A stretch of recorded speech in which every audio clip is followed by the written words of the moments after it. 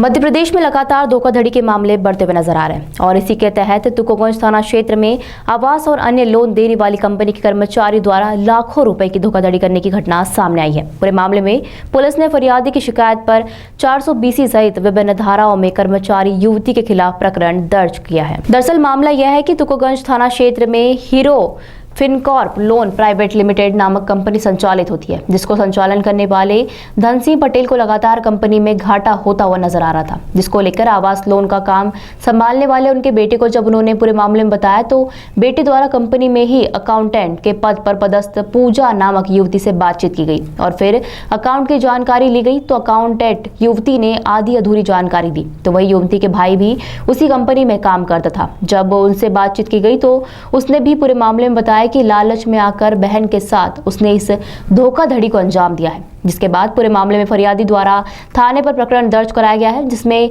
22,60,000 की धोखाधड़ी की गई है। तो वहीं बताया जा रहा है कि आवास वाहन सहित अन्य लोन दिए जाते थे। उनकी कलेक्शन के दौरान जो राशि आती थी उसमें हेराफेरी की जा रही थी और कई दिनों से यह हेराफेरी चल रही थी। 2021 में ही धोखाधड़ी को अंजाम देने वाली युवती कंपनी से काम करने के लिए जुड़ी थी और काफी विश्वास होने के बाद उसे अकाउंटेंट के साथ अन्य काम भी दिए गए थे, लेकिन उसे युवती ने भी इस पूरी धोखाधड़ी की घटना को अंजाम दिया। पुलिस पूरे मामले में अब प्रकरण के आधार पर जांच में जुटी हुई है। क्षेत्र में एक धोखाधड़ी का मामला तुकोगंज थाना क्षेत्र में एक धोखाधड़ी का मामला सामने आया है, जिसमें कि जो फरियादी धन सिंह पटेल है उसके द्वारा ये बताया गया कि एक जो कलेक्शन का काम करते हैं उसके यहाँ पर एक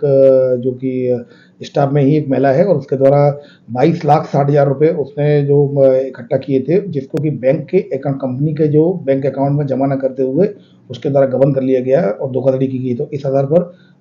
जो कि फरियादी धन सिंह पटेल की रिपोर्ट पर केस रजिस्टर कर लिया गया। 420-406 के तहत केस रजिस्टर किया कर इन्वेस्टिगेशन में लिया गया।